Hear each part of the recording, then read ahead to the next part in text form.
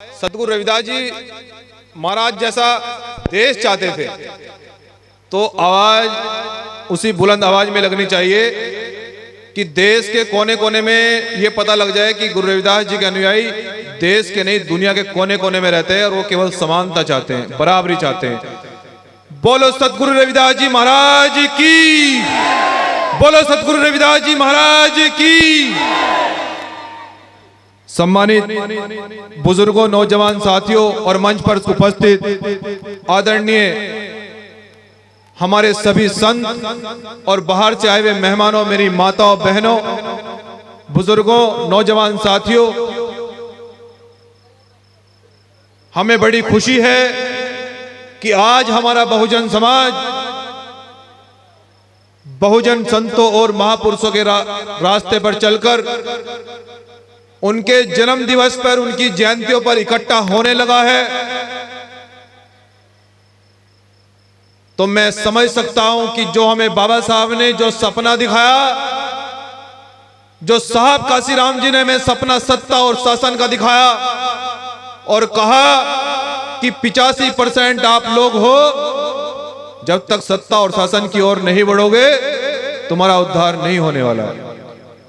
सतगुरु रविदास जी महाराज ने सत्ता और समानता की नींव को कई सौ वर्ष पहले रखा और देश और दुनिया के अंदर जब पता चला कि बहुजन समाज में एक ऐसे संत आते हैं जिन्हें शिरोमणि की उपाधि से नवाजा गया है, देश और दुनिया के राजाओं ने जो राजपाट चलते थे उन्होंने कहा कि सतगुरु रविदास जी महाराज को बुलाया जाए, उनसे पूछो कि इतनी शक्तिशाली संत होने के बावजूद भी वो क्या चाहते हैं। गुरु रविदास जी को बुलाया गया।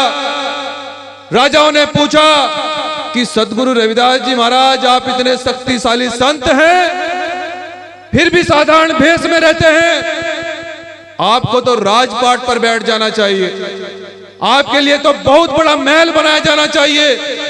सतगुरु रविदास जी महाराज कहते हैं कि ऐसा चाहूं राज में जहां मिले सभी को और छोटे बड़े सब समान बसे, गुरु रविदास रहे प्रसन्न। हम ऐसा शासन चाहते हैं, हम ऐसा भारत चाहते हैं, हम ऐसी व्यवस्था चाहते हैं कि किसी गरीब को समझकर उसे कमजोर समझकर न पीटा जाए, उसकी जाति देखकर उसे न सताया जाए।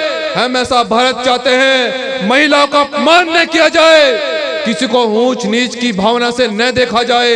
हम ऐसा भारत चाहते हैं। गुरु रविदास जी ने ये कई सौ वर्ष पहले कहा और गुरु रविदास जी ने जब देश और दुनिया के राजा महाराजाओं, तानाशाहों के सामने झुकने से मना कर दिया तो राजाओं ने कहा कि राजा राम की सेव न की थी, कह रविदास चमारा।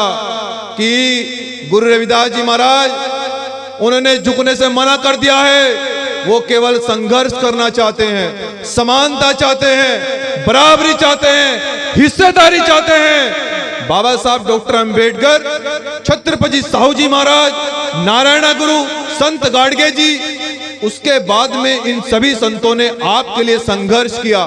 मैं केवल यह बताने के लिए आया हूं आपको कि हमारे बहुजन समाज को टुकड़ों में बांट दिया गया, किसी को चमार कहकर बांट दिया गया, किसी को वाल्मीकि कहकर बांट दिया गया, किसी को जाट और जाटो कहकर बांट दिया गया। लेकिन हमारे महापुरुषों ने भी यही कहा, बाबा साहब ने संविधान लिखते हुए समय यही कहा कि यहाँ पर सब समान है। एक प्रधानमंत्री के वोट की वैल्यू उतनी है जितनी एक रेड़ा चलाने वाले की वैल्यू है। ये हमारा देश है। हमें समानता का संदेश दिया, हमें बराबरी का संदेश दिया, हमें भाईचारे का संदेश दिया। हमारे तमाम जितने भी बहुजन और संत महापुरुष हुए हैं उन्होंने केवल समानता की बात की है, भाईचारे की बात की है। जिस प्रकार से वर्तमान सरकार में लखीमपुर आपने देखा होगा, हमारे मजदूर किसान भाइयों पर सत्ताधारी लोगों ने गाड़ियां चढ़ा दी, उन्हें कमजोर समझा गया, लेकिन उन्हें नहीं पता था कि संविधान की सुरक्षा करने वाले लोग जिंदा हैं देश में, और देश के मजदूर किसानों ने जाकर लखीमपुर को बंद करने का काम किया, और वो सत्ताधारी लोग हमारे मजदूर किसानों को मारने वाले लोग आज सलाखों के पीछे हैं। ये बाबा साहब डॉक्टर अंबेडकर हमारे सदगुरु रविदास जी महाराज की देन है, जिन्होंने हमें संविधान दिया, समानता का पाठ पढ़ाया। मैं बस यही कहना चाहता हूं बहुजन समाज के लोगों कि तुम्हारे मुक्ति के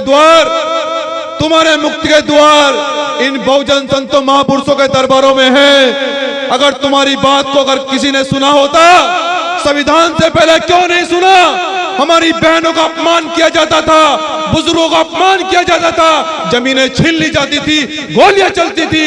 लेकिन जब से संविधान आया है, जब से बाबा साहब ये कहकर गए कि ऐ मेरे बहुजन समाज के लोगों, ऐ मेरे भारतवर्ष के लोगों, आज के बाद रानी के पेट से राजा पैदा नहीं होगा, एक मजदूर किसान का बेटा प्रधानमंत्री बन सकता है। और यही देन आज एक चाय बेचने वाला देश का प्रधानमंत्री है।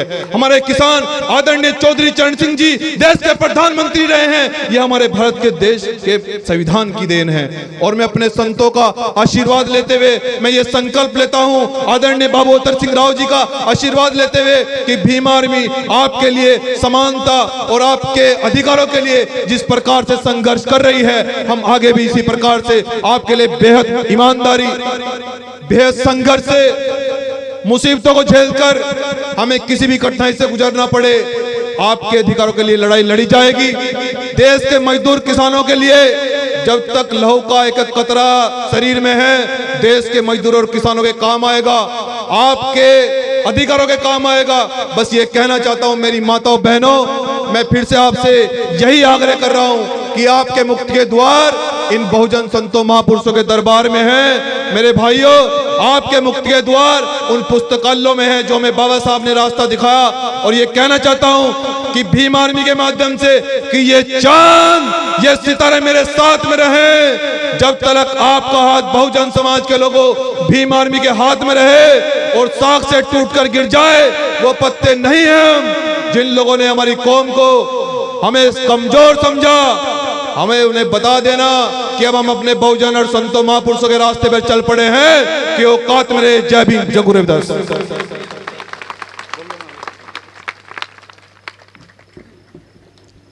देखिए,